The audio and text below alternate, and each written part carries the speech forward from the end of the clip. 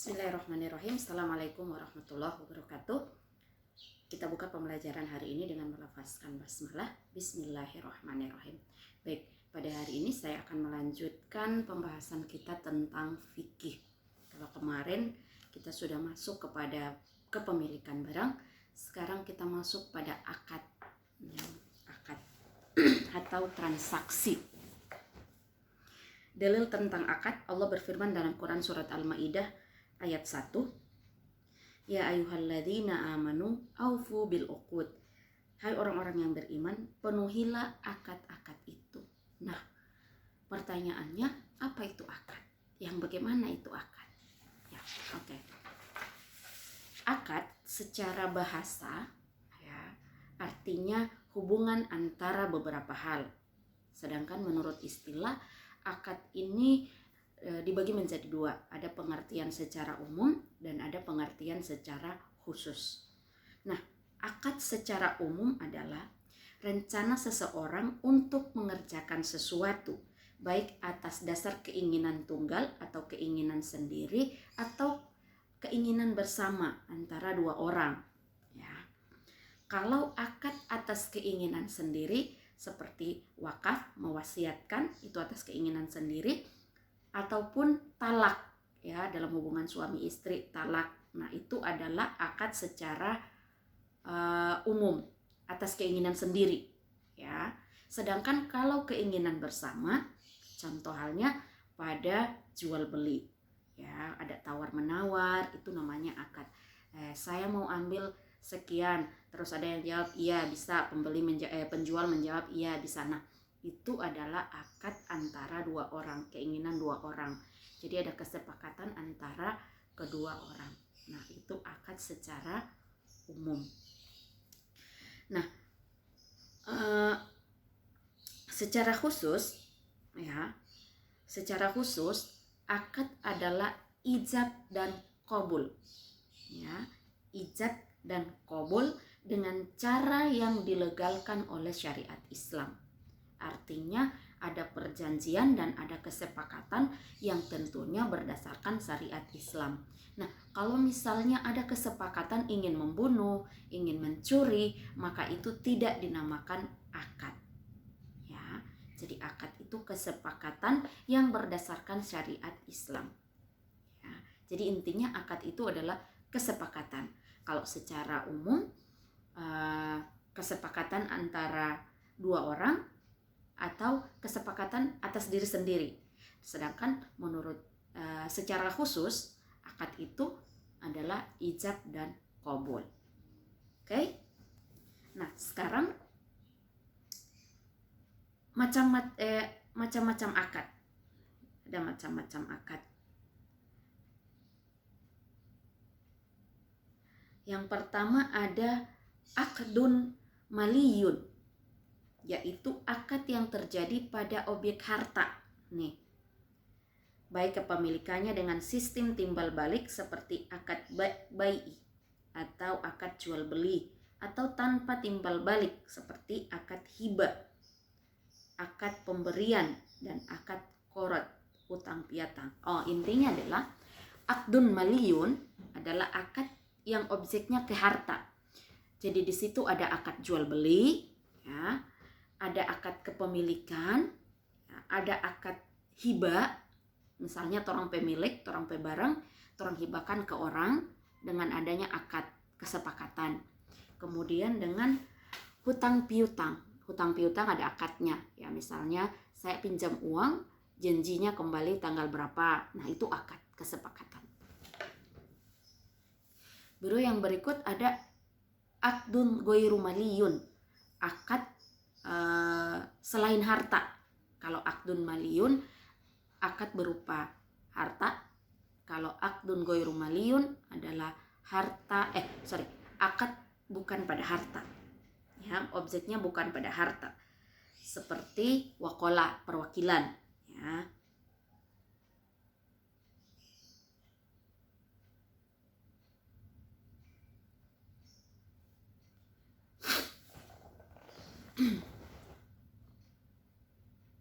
Kalau tadi macam-macam akad berdasarkan objek. Nah, sekarang macam-macam akad berdasarkan boleh digagalkan atau tidak. Kalau di atas tadi akad berdasarkan objek, ada akad maliun dan ada akad goiru maliun. Nah, kalau yang kedua ada akad berdasarkan boleh digagalkan atau tidak. Yang pertama ada akad lazim. Akad lazim. Akad lazim yaitu akad yang tidak boleh digagalkan secara sepihak tanpa ada sebab yang menuntut untuk menggagalkan akad. Akad yang tidak boleh digagalkan secara sepihak tanpa ada sebab yang menuntut untuk menggagalkan akad. Seperti ada cacat dalam objek akad. Atau ada dua orang yang berakad, dua orang yang membuat kesepakatan, tiba-tiba satu diantaranya meninggal, ya. Baru akad persewaan, ya. Tidak boleh di misalnya orang misalnya sewa rumah, pakai rumah, tiba-tiba rumah ini ada cacat, misalnya selokannya macet atau apa, itu tidak menggagalkan akad, ya. Tidak boleh digagalkan secara sepihak. Artinya kita tidak mau bayar karena DP rumah cacat. Kita tidak mau bayar ini barang karena barangnya cacat. Hanya dari kita sepihak. Nah, itu tidak boleh. Ya, harus ada kesepakatan antara dua belah pihak. Misalnya yang kasih kontrak dan bak kontrak, misalnya mau kasih kurang DP harga, soalnya DP atap bocor, DP solokan macet, gitu. Harus ada kesepakatan. Intinya adalah dalam akad ini adalah kesepakatan antara kedua orang, ya. Kenapa seperti itu? Biar persoalan yang kita jalani dalam kehidupan sehari-hari itu normal. Ya, seperti jual beli misalnya, kita bertawar tapi pembeli tidak suka, ya kita paksa, pasti bentrok. Tapi ketika ada kesepakatan antara penjual dan pembeli, insya Allah transaksi akan berjalan dengan lancar. Itu fungsinya akad, ya. Oke. Yang kedua, akad jaiz, ya, akad yang boleh digagalkan. Nah, yang bagaimana ini akad yang boleh digagalkan? Seperti wakola, perwakilan, atau wadiah, transaksi penitipan barang. Oke.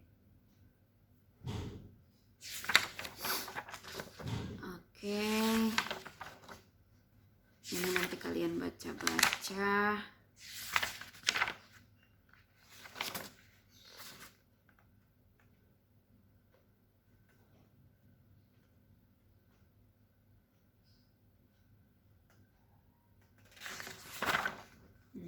Sekarang kita lanjut pada macam-macam akad berdasarkan adanya imbalan.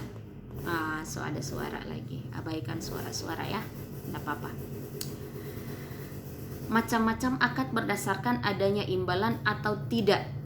Yang pertama, akad muawadah.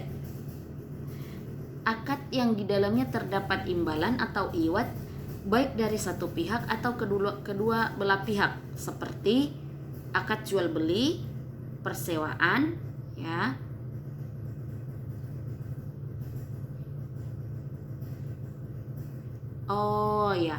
Harus misalnya akad imbalan itu misalnya ada transaksi begini, kamu beli ini nanti dapat ini, itu imbalan, ya. Sehingga kalau tidak ada imbalannya ini, maka tidak sah transaksinya, ya, karena di akadnya itu misalnya kamu beli 2 gratis 1. Ini misalnya dalam jual beli, ya, beli 2 gratis 1. Nah, ketika gratisannya ini tidak ada, maka transaksinya gagal, ya, transaksinya tidak sah, akadnya tidak sah, karena jual belinya tidak sah, karena perjanjiannya, kesepakatannya adalah get to free one, beli 2 gratis 1, itu akadnya. Tapi ketika itu tidak terpenuhi, maka akad jual beli ini tidak sah. Seperti itu. ya. Baru yang berikut akad tabarru ya, yang tidak terdapat imbalan seperti pada hibah ya. Hibah itu kayak memberikan kan kita tidak mengharapkan imbalan. Kemudian wasiat tidak mengharapkan imbalan. Kemudian memerdekakan budak tidak mengharapkan imbalan ya, itu akad tabarru. Yang berikut, macam-macam akad berdasarkan terpenuhi rukun dan tidaknya ya. Akad sohi, yang pertama ada akad sohi, akad yang terpenuhi rukun dan syaratnya ya. Baru yang berikut akad fasid, akad yang tidak terpenuhi semua rukun dan syaratnya. Misalnya syarat jual beli itu misalnya pelaku dari akad ini adalah orang anak kecil atau orang tidak waras, maka itu tidak terpenuhi syarat dan rukunnya. Tapi kalau yang terpenuhi syarat rukunnya adalah yang pertama, pelaku jual beli adalah orang yang berakal, bukan anak-anak, sehat. Nah, itu akad terpenuhi, akad sahih. Kemudian akad berdasarkan batas waktu ya, akad berdasarkan batas waktu. Yang pertama akad muakkad, yaitu ada penyebutan batas waktu. Wah, ini kalau hutang piutang toh, kalau hutang piutang itu biasanya menyebutkan batas waktu. Sewa juga misalnya menyebutkan batas waktu, sehingga ketika jatuh tempo harus ada kesepakatan ya, itu maksudnya. Misalnya saya kontrak selama 1 tahun, nah itu akad muakkad, artinya ada batasan waktu. Kemudian yang berikut akad mutlak, yaitu akad yang tidak diharuskan ada batas waktu. Jadi tidak ada rukun, artinya tidak ada kesepakatan kapan berakhir ini kesepakatan. Oke.